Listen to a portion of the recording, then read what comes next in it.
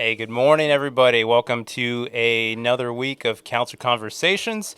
Today is a really exciting day. We've had some amazing guests so far, and this week is no different. Allow me, ladies and gentlemen, to introduce the HHC company, HHC AFNORTH Battalion, company commander, Captain Erica Loroff. Ma'am, good morning. How are you? Hi, good. How are you? I'm doing great. Thanks for coming in. It's exciting to have Absolutely. you. I'm looking forward to getting to know you beyond what I currently know. I'm sure the audience would love to get to know you more because you've been here for a few years and you've kind of made your presence known throughout the community. So this is a really exciting time to sit down and chat with you a bit. So what I do want to do is just kind of go beyond, you know, the uniform and who like Captain Loroff is, right? I want to Of course. kind of get to know you as a person, as Erica, if you don't mind me saying, Yeah. in this instance at least. So we'll go into life before the Army. So Okay. can you kind of tell me where did you grow up at? Yeah, so I grew up in Sandusky, Ohio. Okay. Born and raised, not military at all. So I went to the same school, K through 12. Sandusky is about an hour away from Cleveland. Okay. And then the other way, an hour away from Toledo. So 2 hours from Detroit, if you want to include Michigan in there. But yeah, Okay. so right on the coast. All right. So Sandusky, is that a small town, would you say? Or? We have a huge amusement park called Cedar Point. So if you've Okay. heard of Cedar Point, No, I'm not familiar with that. okay. Usually it's like, rock and roller coast, but yeah, I think it's pretty big. Is it? Okay. Yeah, pretty comparable to not as big as Toledo or Cleveland, obviously, but bigger. Yeah. Right on Lake Erie. Okay. All right. Did you come from a big family?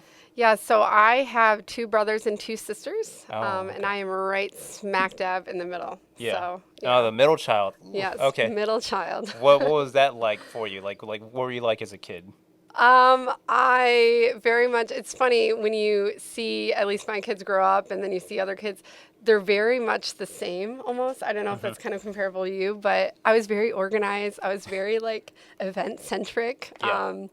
With my siblings, I kind of rallied around doing different things, like summer reading program, or I would always bring, they have this open gym gymnastics class. Can we do this, Mom, for Saturday? It'll be really fun. Like I was almost the event planner, like at Yeah. a very young age, and very involved in the community as much as I could be, like Yeah. at like 8 or 9. So that was funny. I remember. We obviously have a big family, lots of chores, lots of things to do. We didn't really have a chore chart growing up. But here I like took the Monopoly money out and I was like, okay, you wash the counters, that's $1. You do this, Yeah. you do this. So all day we would I would make my siblings kind of like clean around, and I would too, obviously, but I would pay them at the end. And then that evening we'd have like movie night. And you would spend your Monopoly money at the concession stand. And fun. like, it was so silly, but I loved doing little things like that Yeah. growing up. So, Well, you from what I know about you now, you're still kind of that way. It Exactly. seems that you're always kind of doing all these different things, right? Right, Yeah. yeah. Okay. Well, that's cool. You mentioned you being the middle child. So me, I've got 2 older sisters. Okay. And I've always kind of maybe thought that the middle one, the second oldest, has always kind of gotten the short end of the stick. Do you have any siblings? Yes, I have one sibling, younger brother, but Yeah, yeah, I've younger. definitely heard that too with the middle child Okay. being like kind of left out a little bit. Yeah. definitely overlooked, kind of do your own thing. You're not really, getting in trouble, but you're not really like Yeah. seeking attention, I guess. So, Yeah. a little bit, yeah. Okay. When you were younger, what did you think life was going to be like when you grew up? I thought my dad is a doctor. He retired ER doctor, and now he works at a different area, still in healthcare. And then my mom's a nurse. So I grew up thinking I was going to be a pediatrician because I love children. And I was like, oh, I need to be in this like doctor field. I'm going to be a pediatrician. And then it quickly changed to, I'm going to be a teacher. I want to play teacher with my younger siblings.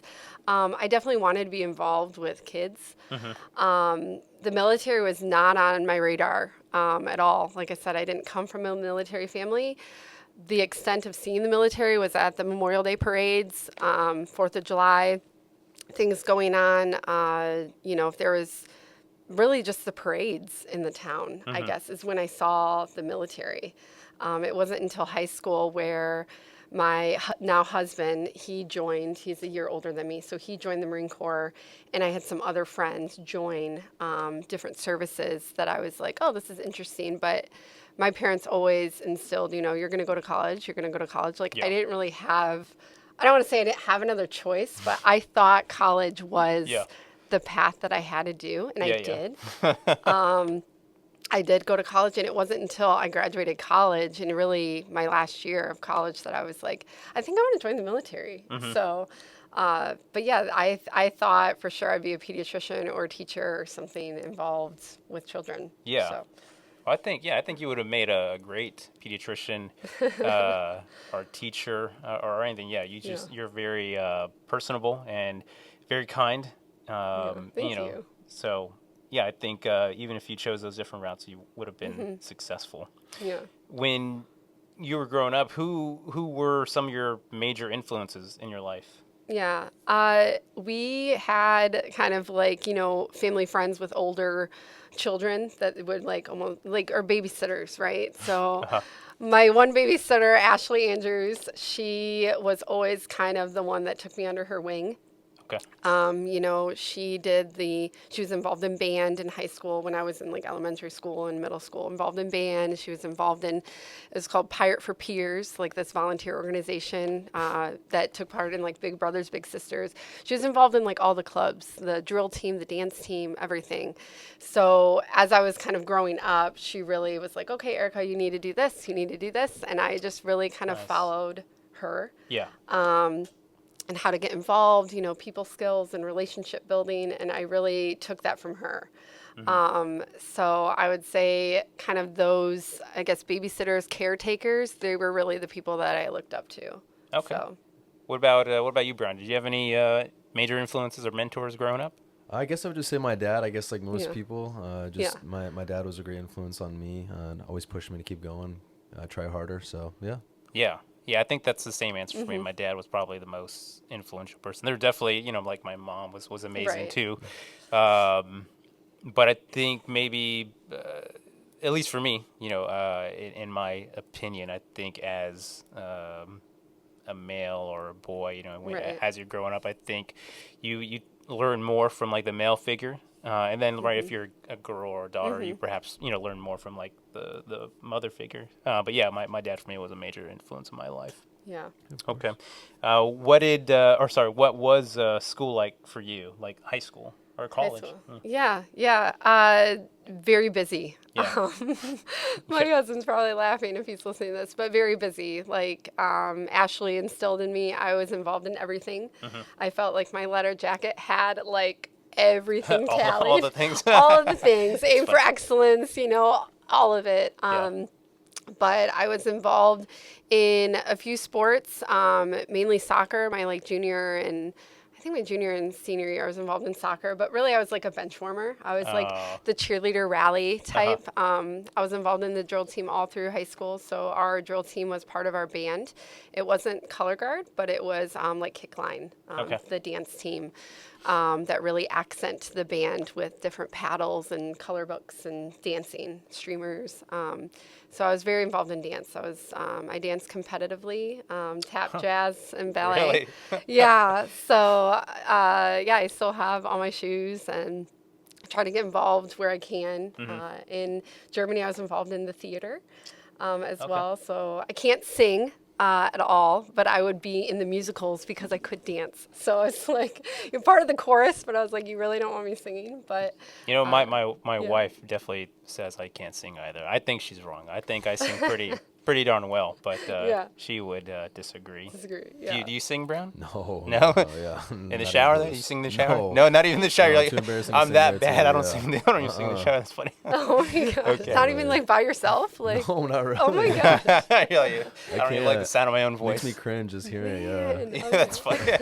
I can kind of get that though, because sometimes, so like right now, talking to you in person, like I hear my voice a certain way, but when I listen back to my voice, like on some kind of recording Right, or right, whatever, the voice sounds different to me, and I'm not a fan of my recorded voice. I don't know why or what that is exactly, but yeah. Anyway, Yeah. so ma'am, so we covered, your life Yeah. for the Army, and, we found out that you love to dance and whatnot, and how me and Brown are horrible singers and everything. So I want to get into your military experience, right?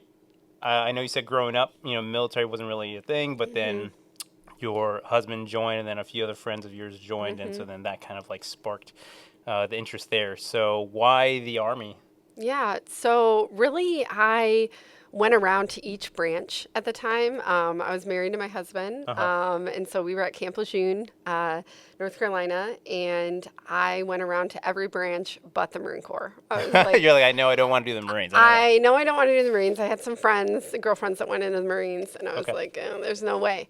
Like count by numbers, like showering, like that. That's a little too much for me. But I went around to every branch, and I simply asked them what jobs are available right now. And the Coast Guard, they didn't really have anything.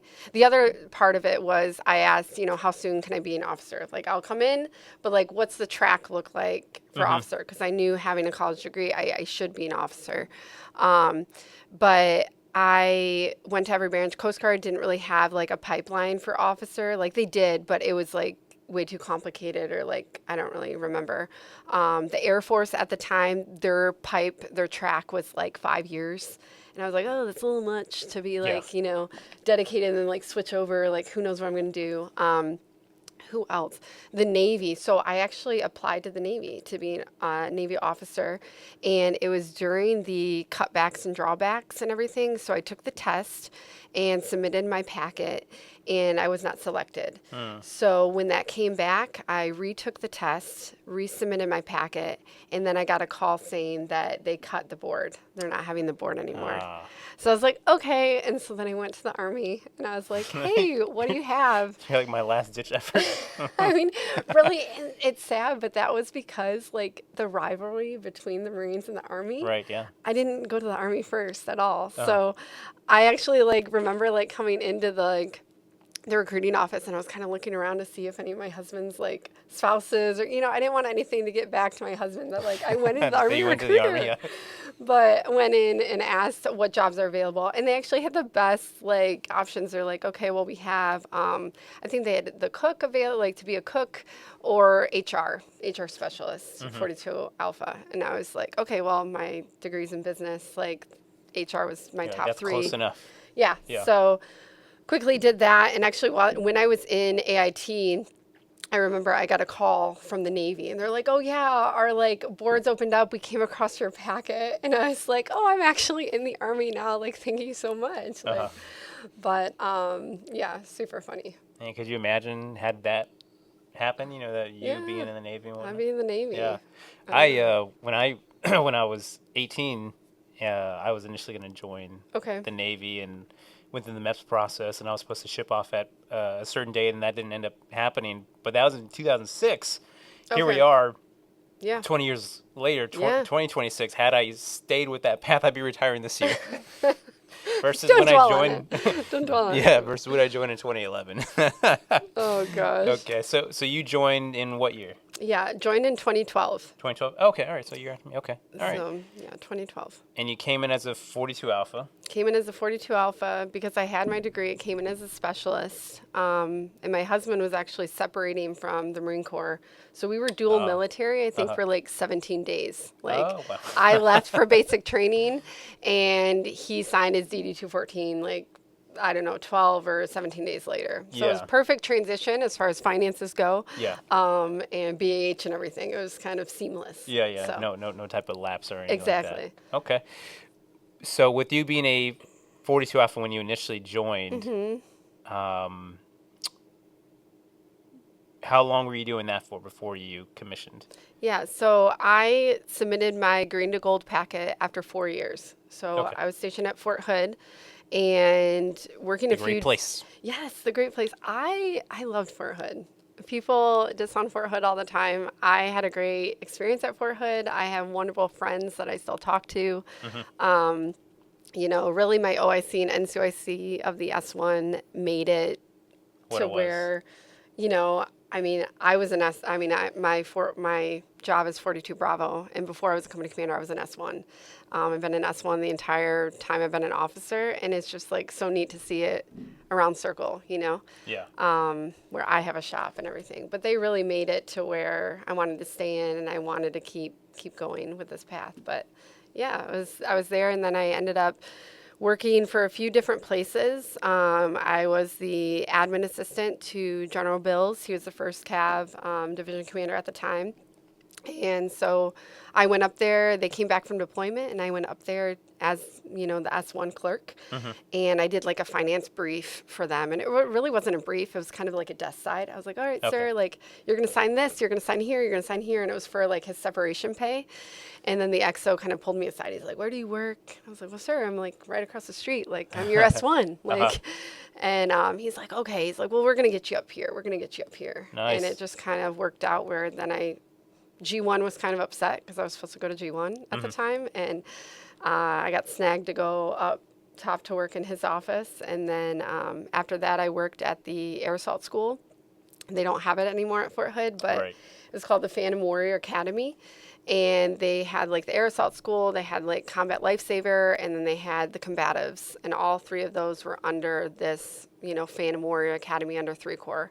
I worked there, and that was during the time that I got accepted to Green to Gold, or I got accepted to WACA as well. So I had to like make that like, Really?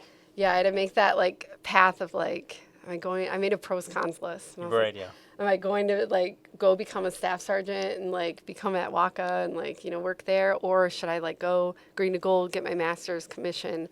So it was really hard to make that call, but yeah, I made the call Eventually. to go officer. Yeah. What was Air Assault School like?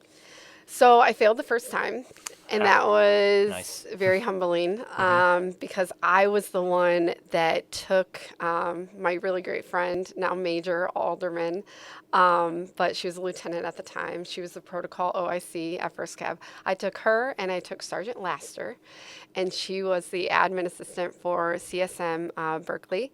And I took both of them, and I was like, we're going to Air Assault School. And I like made them packets. We had like a training schedule. Like we had layouts in there, and I just had like calendars. I was like, all right, you ready for your ruck? You ready for this? So I took them, and they passed. I failed phase 2, hands-on portion. And then it was funny because it was already set up where I was going to go to work there after. So I kind of went over there to work, and I was set to go to the next course. Okay. And I passed the next course with flying colors. Still had time left when I was searching the Humvee for the deficiencies. And so Air Assault School was fun. I really helped those, privates and those specialists going through because I was like, don't be a failure. Like, you got this. Yeah, you got this. So I do the extra layouts and everything with them to make sure that they could succeed. So it was a great time. Very good. So you're mentioning like you brought the 2 friends with you. That's funny that you say that because you and my wife, you all talk and whatnot, and so she tells me about the things that you want her to do with you, like the half marathon and like the HIT class, I think, and stuff like that. And then for the half marathon, she's like, if I do it, like I'm gonna have you do it with me. I'm like, what? She told me I that. do not want to do a half marathon. It's a beautiful route. Yeah, they opened up their signups for Mons, so it's the Mons semi-marathon, and I've done it the last 2 years. The first year, I couldn't get in the marathon. It sold out. The 10K sold out. And it's a lot of people. I think it's like 1,000 spots right there in the city of Mons. And so I ended up doing the 5K my first year here.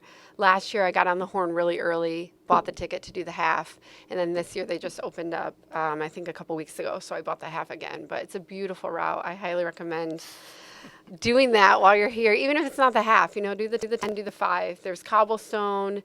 You go into the football, the soccer field. You run in the field, the arena there in Mons. So it's really cool route. Yeah. Yeah. Well, I know she is definitely wanting to do those things with you. Yeah. I'm just dreading having to be, dragged along on some of those things. So anyway, okay. Oh my gosh. So you commissioned. What was your first duty station after you commissioned? Germany. Germany. Okay. So Ansbach, Germany. It's 45 minutes from Nuremberg, about an hour and a half from Vilseck. Okay. So I was in Ansbach, really small. I helped stand up 5-4 ADA there, and I was the 7th PCS. I was the first PCS, the 7th member of the team. The other 6 came from Zembach, actually. The 10th Army Air Missile Defense, AAMDC. They are based out of Zembach, Germany, and they brought 6 folks over to start up, and then I was the first PCS. So I saw it grow from 7 to 380-ish at the time, and I was the S1 for a little over a year, so a year and a half-ish. Yeah, and then I went over to 1-3 Attack Battalion, part of 12th Cab over there in Ansbach, and now they deactivated as of last year, 1-3. So it's kind of weird to start my career activating a battalion, and then to see the other one deactivate. I mean, I wasn't part of that, but just to see it's kind of sad. It's kind of sad. Yeah. Yeah. Because I went back in October and I noticed that. So, but yeah. And then after Germany, I went back to Fort Jackson. Okay. Went to Triple C. Had my son there, so I was a little bit of a snowbird, what they call, before school, you're there for a hot minute, and then I went to school, and then I came here, so. Okay. Yeah. And you got here what year? Yeah, January of 24. January 24. Okay. So you've been here half. for a little over 2 years now. 2.5 years, yeah, Okay. almost. All right. And then now being here is when you went into command? Yes. Okay. All right. I want to dig into that.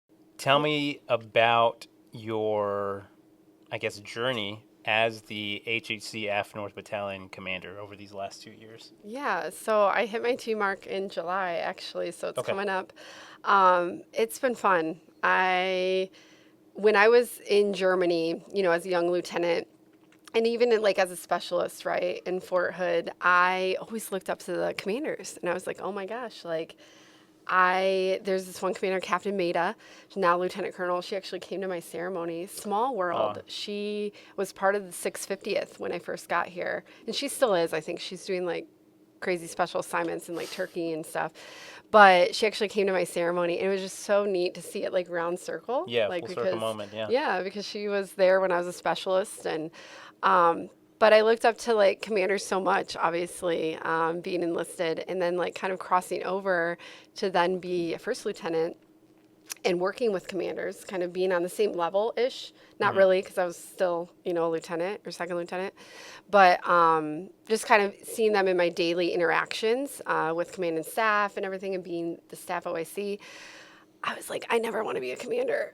This is horrible. You know, I don't know. I was kind of pulled into a few different investigations, kind of interviews, not me being investigated, but commanders being investigated. I saw kind of some, rough things of commanders getting relieved and, that sort of thing at my first duty assignment, and just working with them and just seeing their stress level. And I was like, this is not what I ever want to do. But leaving Germany, going to school, and I was originally slated for Hawaii to be the S1 somewhere in Hawaii. And then I got a call from my branch manager saying hey, your packet was submitted. We want you to go to the Netherlands to be Alpha Company, part of Alpha Company AFNORTH. Okay. And they're like, but you're going to have to defer Triple C. I was like, oh, that's fine. Whatever works. Right. And they ended up moving some things around so I could do Triple C on time, and then I would come here and then eventually take HHC. And I didn't really know what I was getting into, obviously, like being a company commander. Right. But I was very honored to be like obviously still am like very honored to be it. And now that my time is leaving, I was telling this to some soldiers yesterday. I'm so sad. Like it is such a fun experience. You get to see these soldiers do some amazing things. You get to be a part of their story. I hope that I am the Captain Meta to some of these soldiers that will, be, start first class someday and be like, oh yeah, I had this one company commander, Captain Loroff. Like, I just hope to be that twinkle, that spark, I guess, in their career. And it's so rewarding. I cannot even express. You know how you are in your job and you have to know your job and go like a mile deep. Yeah. Well, being in command, you're a mile wide and an inch deep. So I like almost Spread very thin. yeah, you're spread very thin, but there's so many different avenues and there's so many different parts that you have to play. And I love that. I love that. So, yeah. Tell me about the not so fun days of being a commander. Not so funny. I am a crier, so I will cry. And that's something that when I was a sergeant at Air Assault School, I remember the commander pulling me aside, as I was on the wall, and he's like, Sergeant Loroff, you're about to be a commander. You cannot show fear. You cannot do this in front of your soldiers, and he's trying to like instill advice, and because he could tell I'm terrified of heights. And I did air assault, I accomplished it, but I'm terrified of heights. But he was like, the look on your face, your eyes are as big as saucers. You are reciting every command that, this person's telling you, milk the rope, milking the rope. I'm milking the rope. Like, all right, you're going to jump 1, 2, 3. I'm jumping 1, 2, 3. Like, I am like terrified. But like, I realize you just have to be you. And that's so like generic to say, but be transparent. And, some of those hard days do make me cry. And I have cried in front of soldiers, hearing them, and their struggles and what they're going through might trigger something that I've went through myself. And knowing how to express that, utilizing the MFLAC is a huge resource that I think is underappreciated. And just expressing that to your soldiers during my trainings or like, hey, I'm the commander and I've seen the MFLAC. I just saw the MFLAC last week. Like, I think it's so important to just be true, be genuine. And it goes a long way. But yeah, the hard days are hard, but it's the soldiers that help you wake up and get through it. But then it's the soldiers that like make you want to wake up the next day too, because you want to be there for them. So, yeah. Okay. Excuse me. What would you say, because you were enlisted, now you're a commissioned officer, what are some of the similarities and differences between the two? Good question. I try. Yeah. Differences I can answer right off the bat, and I actually just told this to Sergeant First Class Bachmeyer yesterday. I miss being like having that team, being that NCO, and I had like a PFC London, and I had a specialist POTUS, and just being there for them and helping them on their journey, counseling them, and just really like helping them enroll in school. And you just have these kind of, I don't want to say little ducklings, but you have these little ducklings that you're like carrying through the career, and you're seeing what they're passionate about, and you're helping them get there. I miss that about being an NCO.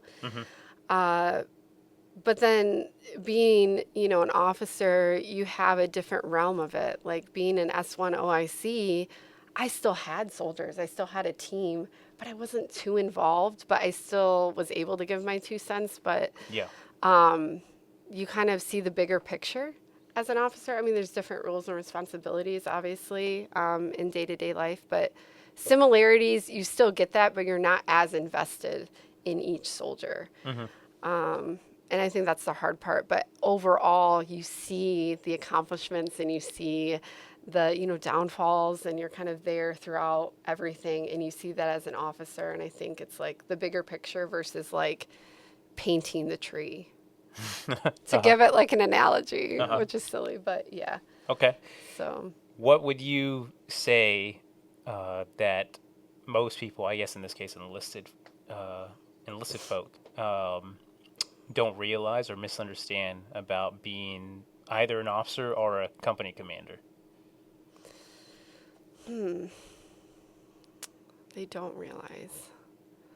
See, it's kind of hard because I was enlisted, so I try to like. That would be a good question for like an enlisted person. Be like, Fair why enough. do you not? Fair enough. Like, because I feel like I've worn both hats, so it's different for me because I can touch them in certain ways that like a true track officer, so to speak, wouldn't be able to touch that, NCO because they don't know what it was like to go mop the floors of the S1 or be on the cleaning detail or be on PK duty. Like, I have this different way of, I've been there, or Yeah. just last summer, like, preparing for summer sweep, I went out there and I put on a glove and I was cleaning cigarette butts off off the concrete pad. And so many enlisted were like, do not do that, ma'am. Like, we can do that. And they're grabbing gloves and they're like racing to pick up cigarette butts. Yeah. And I was like, I am You're okay. like, I got this, guys. Yeah, like I can do this. I'm I capable. can fix some weeds too. So I don't know because I already have, I've already been enlisted. So I don't, that's a hard question. Yeah. Not Okay. not to dive away from it, but No, that's a hard it's fine. question. It's fine.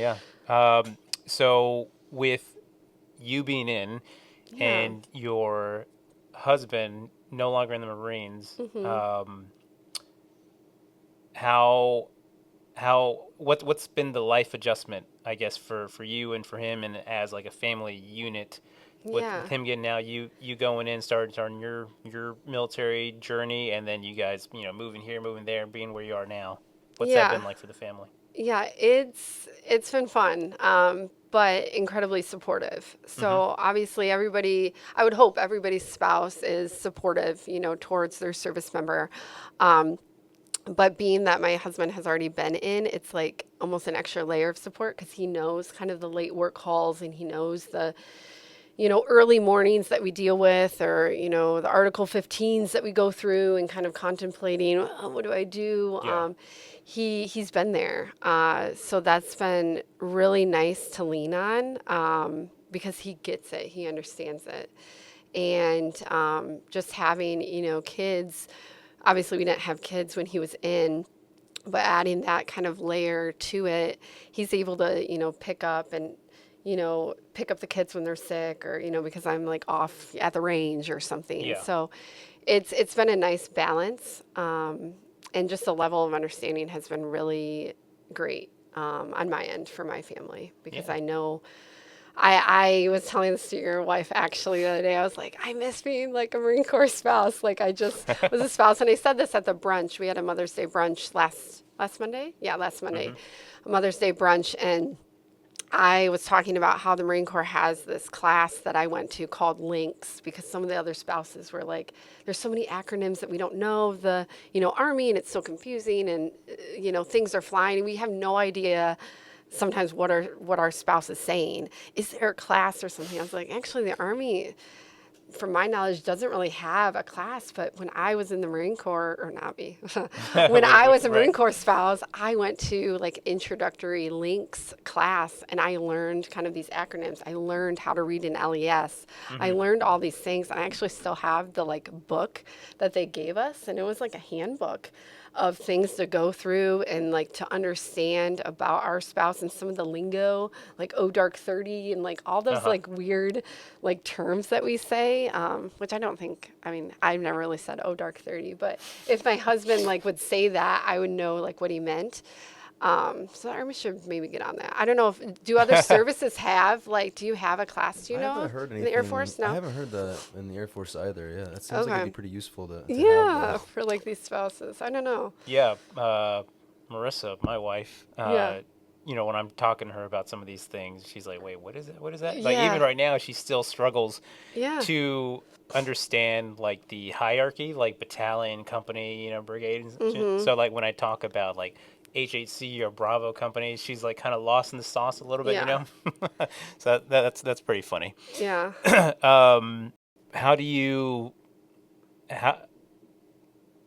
how do you balance the home work life, right? With you being a company commander, which requires a lot of your time, right? But you also being a spouse, being a mom to two kids, right? Yes, Yeah. too. Yep. I imagine that's a bit of a struggle, right? It is. It is. I'm a crazy planner, which I've already said, and my soldiers know. Like, I'm always kind of planning something. And so I think just having something to look forward to, and, to kind of plan out is what is how I balance it. Like, I might have a work function here that takes up a lot of my time. Like the ball took up a lot of my time, right, in April.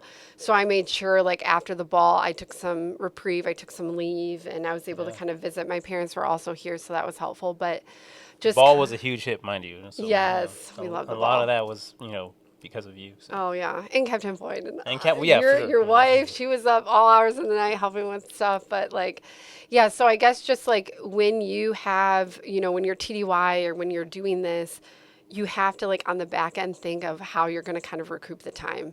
And I think that's what maybe a lot of service members don't do. They're like, oh, I'm TDY for 2 weeks, and it's like, oh, what else is on your plan or what else is on your docket? And they don't really have anything. It's like, as much as you're preparing for BLC or ALC or that time, away, TDY at a conference or something, you should also be planning something for your family or yourself. And I think kind of sharing that equal dedication is really what helps with the family, work balance. Yeah. So, Yeah. Yeah. I myself, I could probably improve on the work home balance. I don't really take a lot of leave, Yes. to be honest. So I usually, have something in the use or lose pot. And I usually No. lose it. So I need to put you in for leave because I have access to do that. So he's going to be off tomorrow. So we've covered your life before the Army, right? Your upbringing, and then what kind of brought you in, and places you've been, and the things that you've done. Yeah. So I want to just ask like a few questions. Some of the questions are kind of like two-parters. Okay. So the first one I want to ask is, what gets you up in the morning? What gets you up? To do everything that you do, Yeah. and then rinse and repeat and do it all over again the next day, and then the next day after that. Yeah. So not to give like a generic answer, but my family, Yeah. my kids, literally my kids are waking me up first thing in the morning. Yeah. My daughter Yes. knows when the green light is on her clock, she can come in my room and, yeah, she gets me up every morning. But no, literally, just kind of seeing them. So my daughter's going to be 5 in August, and then my son is 3. So we had them later, and I feel like just watching the world through their eyes again, like I think every parent would say, gets me up and gets me jazzed and really, really excited to, spend time with them and do different events with them. So. Okay. All right. So the second part to that question would be, what keeps you up at night? Yeah. The worries, really the future. It's crazy. I read somewhere this week that our generation has been kind of through 2 different lifetimes almost. We had dial-up internet. We had, I remember my mom's cell phone plugged into the car. That was the corded phone and mobile phone literally in your car, to what we have now where like these 8-year-olds, 9-year-olds, 10-year-olds have phones and just, I've seen the like screen addictions and, where AI is going, and it just like, that makes me nervous. Our kids are going to school, but like, I don't know, like you have ChatGPT, you have it, like, are they retaining knowledge? And like some of my teachers or friends are probably like batting their eyes or like shaking their heads, but like my really good friend, also specialist to captain, she got out after 10 years, but we're still very close. We met at Fort Hood. She is a substitute teacher in South Carolina, and she went to the school, and the 5th graders did not know like what peer pressure meant. They did not know how to spell certain words. And I was just like, oh my gosh, like, what are we like, I don't know. I can stay up just thinking like, are we failing our kids? Are we like, what is the world going to look like? And it's just, I don't know. Yeah. Well, I mean, That worries me. yeah, I think that's a valid concern, especially when you're a parent. You think about your Yeah. kids and you worry about them and their future. Like for Yeah. me myself, my well now 11-year-old Hmm. son, he's still young, right? Yeah. Like he's Yeah. Of still got course. several years until he's legally considered an adult and is supposed to make his way in the world. But Right. Right. Right. I worry if how he's going to do that, if he's going to be able to do Yeah. that. So yeah, I think it's a very natural thing to be worried about if you're a parent and Hmm. kind of being scared for their future. And what makes it worse, for me at least, I don't know about for you, but for me, is that how little control Hmm. uh, Yeah. we have over it. We have these controllables, in your Yeah. kid or kids' lives, over certain aspects, as they're growing up. But then once they're out on their own, right, it's on them to kind of Right. make it happen, Hmm. and it's kind of one of those things where there's a feeling of helplessness, for me at least. Yeah. I don't know if you feel that same way or not, Right. but yeah, it's a very scary thing Yeah. to think about. Yeah. What about for you, Brown? I know, right? You have the new baby, but do you have any similar fears? I mean, I don't think I have any similar fears, but I can totally understand how AI could be a scary Yeah. thing to come into, because I feel like obviously with AI, a lot of convenience. There's a lot of convenience to AI. It's, Hmm. generating new content. It's Yeah. really pushing the boundaries of what we can do. But at the same time, like for the up and coming generations, a lot of critical thinking skills I think are going down because of it. Yeah. Like I can ask the AI to do anything. It can write me an article. It can do Yeah. basically anything you want it Yeah. to do. So I feel like it can be dangerous for the future generations. But I mean, I use AI every day, so I Yeah, can't say yeah. I'm Right. So scared do of I. it. I do too. Yeah. So, Captain Loroff, looking back over your career so far, what's been your favorite memory? Like, what's really stood out for you over your time Yeah. in service? So career wise, I mean, that could be like a bunch of different things, I think. But in general, talking personal, and I think parents or moms might say the same thing, but the birth of my kids, honestly. Hmm.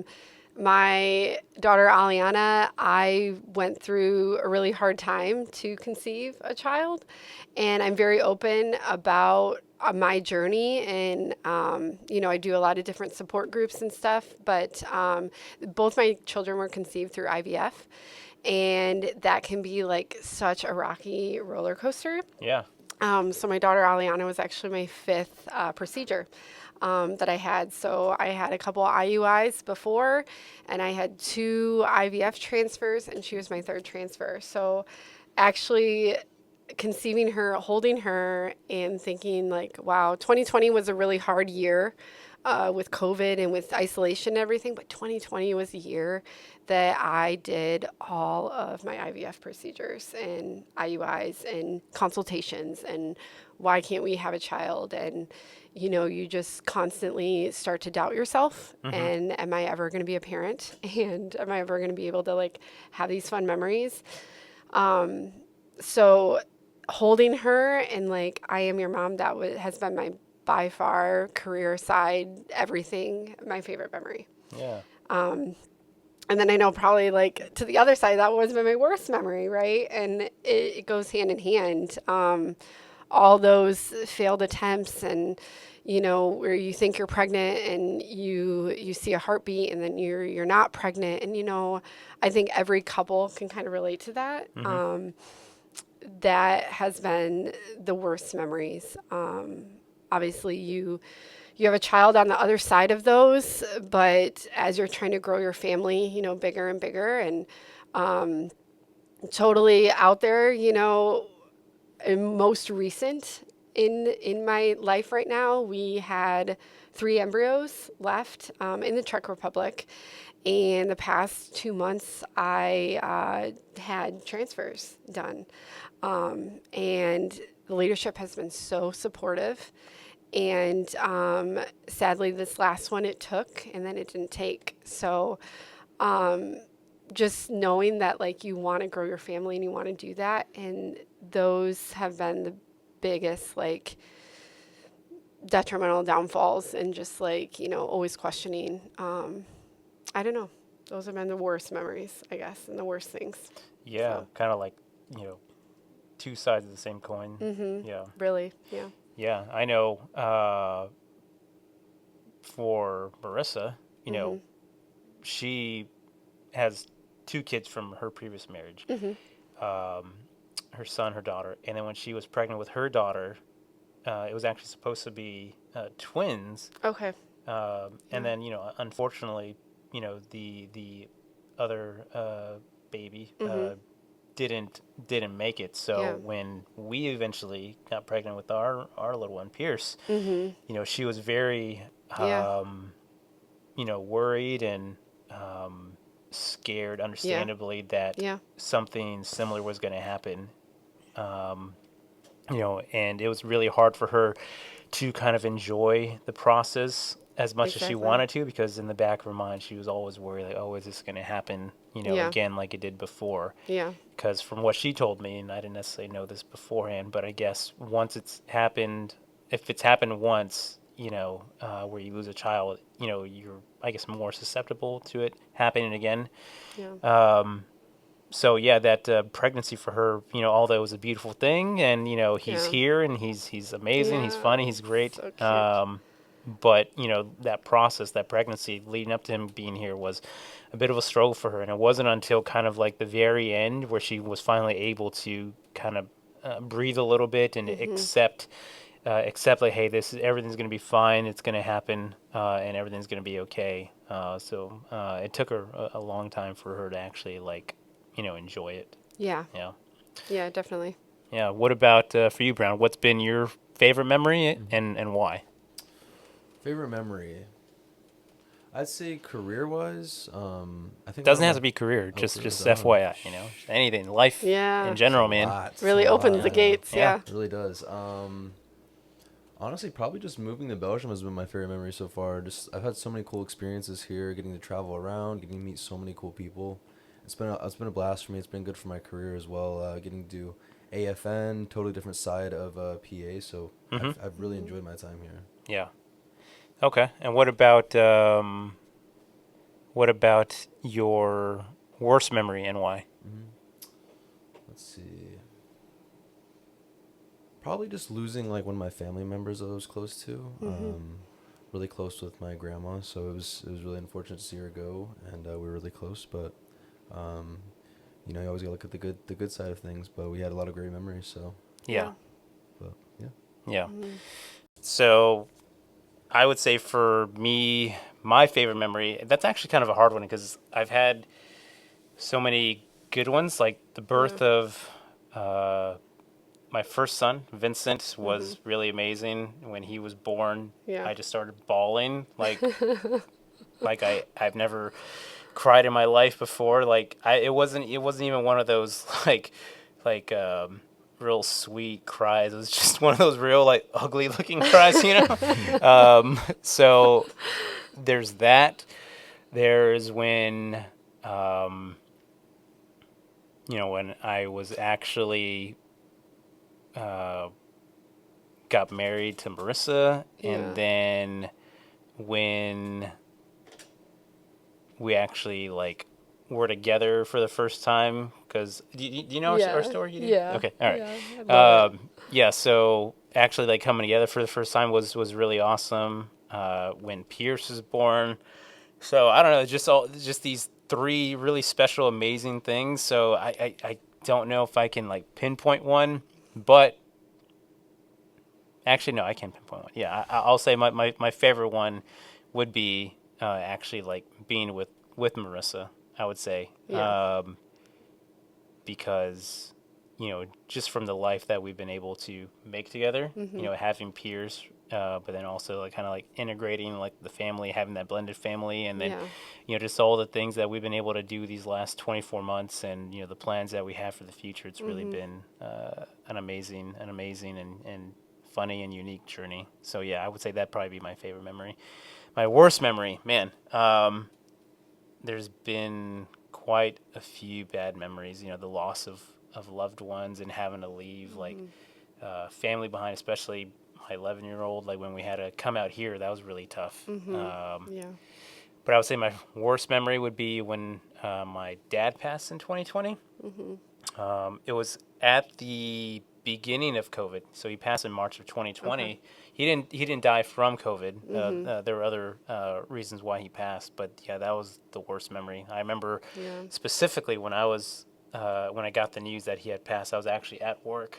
It was the end of the day, and I had gotten a call a couple days prior to that saying that he wasn't doing so well because it kind of was real like out of nowhere. Okay. So I got a call a couple days prior that he wasn't doing so well. So I'd put in for emergency leave, Okay. Red Cross message and whatnot. So we were waiting on the like 100%, hey, you're good to go and whatnot. Yeah.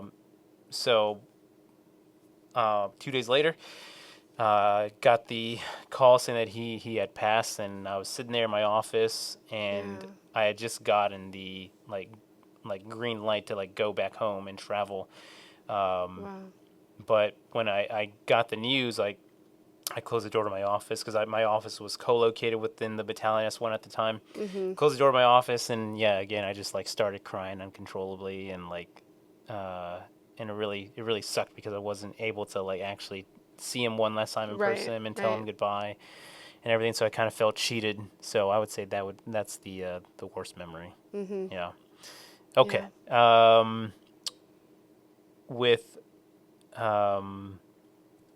we were kind of talking a little bit about it before, about how we kind of grew up Yeah. and like the generation now. What I guess kind of tell me about that. Like, what are your thoughts on how we were raised and what we were doing as kids versus how kids nowadays are being raised Yeah. and what they're doing and whatnot? Yeah, well, I think you would have the perfect insight on this because you do have the older, Uh-huh. you really see what they're doing. But just with having, two toddlers, I feel like, when my son wakes up in the middle or, wakes up for the day and he wants to watch the TV, I'm just like, okay, that is not what I did. I went to the pantry and I was like having a severe contemplation. Do I want Fruit Loops or do I want shredded wheat, this morning? Like, and I remember like I would stand there and be like, okay, I figured that task. Now do I want orange juice or apple juice? I mean, just the like cognition of like what, we did compared to like first thing, oh, I want TV. It's like you're not even going to go to the bathroom. Like it's just it's scary. And you're starting to see things kind of come back. I just recently saw this phone called the tin can phone. Have you guys seen that? It's called the tin can, and it's literally just like almost like a little block phone, like a home phone. It's corded, and it supposedly plugs in, and you can put like your favorites on there, like your kids can call, grandpa, grandma, and your numbers. But it has phone numbers on there, and you can save the numbers so your kids can practice calling the numbers like you would a home phone, like how we grew up, and that's in their bedroom or that's whatever. So they can kind of have that to call their friends or whatever, as they're probably like that, like adolescent stage, I would think like, 7 to 9 or 7 to 10. But it's just, yeah, growing up, I mean, I remember being outside all the time. I remember making picnics and like really just a backpack with food. And like we'd go scout out like a new tree to climb and come back down and have some chocolate bars. Like, I don't know, Yeah. like it's silly. Ice cream trucks, In Germany, it was so much fun. There was I think it was Giuseppe would always come by the concerns, and he had an ice cream truck, and it was like legit, like Italian ice cream. Nothing like, Bomb Pops or SpongeBob, Yeah. ice cream. Yeah. But it was €1 or $1 a scoop. And I remember going out there and like you'd hear them coming and like I would like be running. I was like, oh my gosh, this is so nostalgic. I feel like I'm like 10 Yeah. again, running towards For the the ice cream truck. man. Yeah. This one time my mom was visiting and she was actually like barefoot and we were like running down Running the street. toward the I ice was cream like, Mom, like you don't even have any shoes Put on. some shoes on.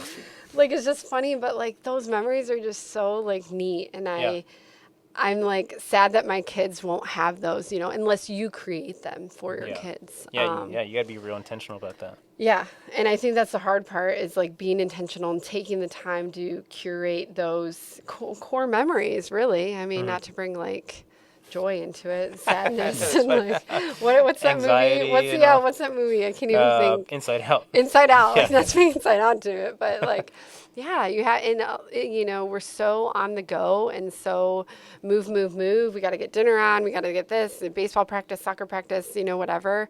That you don't have time to really think about how to create those, you know, times that you thought were the best. I know. It never Right feels now. like there's any time in the day to do Yeah. all the things that you want. Yeah. Yeah. So. Yeah. Yeah. I remember growing up, you know, being outside or hanging out with friends Yeah. and yeah, the ice cream truck thing. You know, that's a fun memory Yes. to kind of think about. And yeah, I guess nowadays, you know, the younger generation don't really do those things, and you know, maybe as the parents we are kind of to blame for it, but maybe we're not. I don't know. It's I think there's a lot of contributing factors as to why, you know, things are different now than the way they were before. Technology definitely plays a huge role with it, and you know, everyone being glued to their phone, and you know, TikTok and Instagram and all that, and Yeah. you know, TV, right? The streaming services, everything's available at our fingertips. Yeah. Like even going to the, you know, watching movies. Like for me, like I mentioned before, I love movies. I love going to the movies.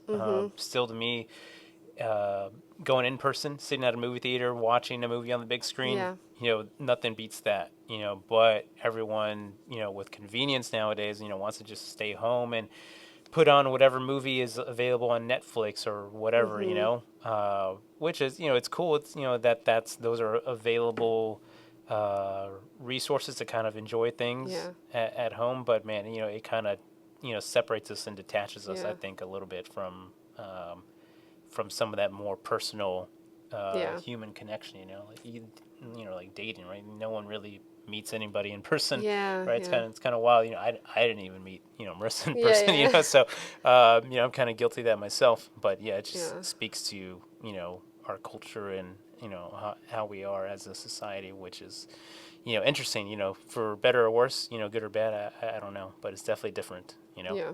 I think we lost a lot of the charm or something. Yeah. Like, Yeah. even picking movies, like we had Blockbuster. You could do. Yes. You go walk down, you pick a movie out. It was like a whole experience. You know, it's just so convenient. But like when they were all out, you know, Yeah. that disappointment of like, oh, these are all checked out. Like I really want to see this movie, you know. But you'd look behind the actual cover, and there's like no movies back no there. copies, yeah. Yeah, no copies. Like, be kind, rewind. Like. Yeah. But yeah, I think just like those, the patience that comes with that, you know, if you don't have YouTube Premium, right, you're getting a commercial ad, or Hulu, you're getting a commercial ad. Premium, actually. Okay. Well, like, you know, I think Hulu, it was, you know, the premium Hulu or whatnot too. You get the commercials, and my son and daughter don't like get it. I'm like, it'll be back in 45 seconds. It'll be back in a minute and a half. And you think like, we used to love looking at these commercials. That's where you got the new toys coming out at Toys R Us. That's where you like saw the like Easy Bake Oven, like new treats that they came out. Like we were like, oh yeah, that commercial's a good one. You know, that jingle, right? Yeah. That's why I went into like ad marketing. I loved the jingles and all that of ad marketing. But yeah, it's like the patience of it. It's like, where's my show? Like, turn it back on. I used to love, back in the day, opening up the newspaper and going to the movie section. You know, they would have like the printouts of the different movies. with the showtimes and the stuff. showtimes. And I used to love doing that, and now I can't do that. Yeah, you like circle, I can make this one or I can make this Yeah. one. But if we want to go to this movie, we have to go to the 1720 movie or the 520 movie. Yeah. Because it clashes. Like you would like kind of,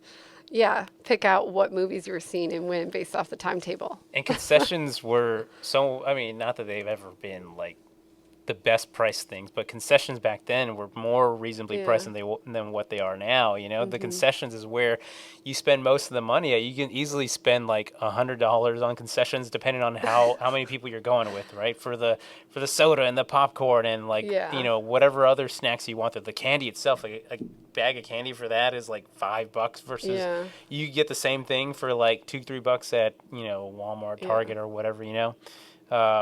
Living in Ohio, you know, those winter months, we would go to the movies a lot, right? But Ohio, it's cold, so we would have our winter coat. Well, my dad was like cheapskate, so we were always. I know where you're going with this, yeah. pop up your popcorn at home and then put it in your jacket and sip it and like walk in. And then my dad would have the drinks in his pocket. The drinks is funny. The juice boxes. Yeah, like yeah. And the little snow caps, like the chocolate with the little snow on top, the snow caps. Yeah. We grabbed those at Dollar Tree before we went. So we didn't really get to do the concessions. My dad's like, this is a treat, like going here. And it's like, okay, Dad. Yeah.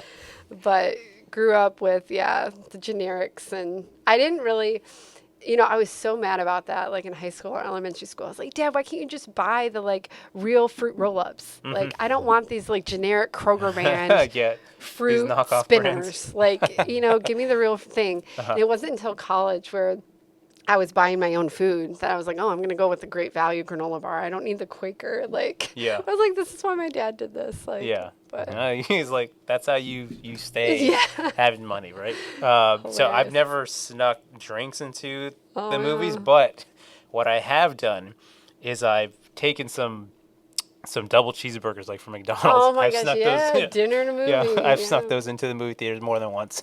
That's hilarious. Yeah, there was one time where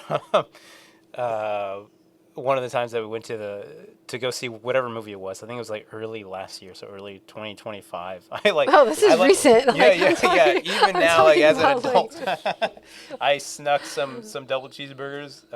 I think I put like one of them on my head, like I had a hat on. So that's pretty funny. Have you ever snuck anything to the Oh, movies? of course, yeah, all Yeah. the time. Yeah, that's the way to do it. I mean, go to the Dollar Tree, of course. Yeah, Dollar Get you Tree. some candy. I've never tried to sneak a full bag of popcorn Oh, already yeah. popped in, but that's insane. I could see that working though. Yeah, your winter coat. I mean, growing up, I felt like my parents never bought me like the right size clothes. They were like, "Oh, you'll fit into it. You'll grow into it." So I always had like, I was wearing like bags. Like I feel like they were like, just buy me a coat that fits me, not for like the next 2 seasons. Like, but that was the 90s. Yeah. I Yeah. wore like adult mediums in like 8th grade, and I was like, I am clearly an extra small. Like, can I just have clothes that fit? But Well, that's kind of like the style now, though, right? Like a lot of the kids are wearing those like oversized, you're right, like yeah. jeans and like oversized and longer shirts, So hilarious. I remember back in the day. Did you ever hear about those baggy jeans, Jinkos, and all Yeah, that? yeah. So like, not that like Jinkos themselves are making a comeback, but like the baggy pants is Yeah. making a comeback. So it's kind of like funny little full circle type thing. Right. Yeah. Yeah. Definitely. Anyway, okay, this has been a lot of fun. It definitely, hopefully, we can do it again one day. Yeah, definitely. Definitely. Thank you so much. All right, that's going to do it for this week of Council Conversations. Take care, everybody.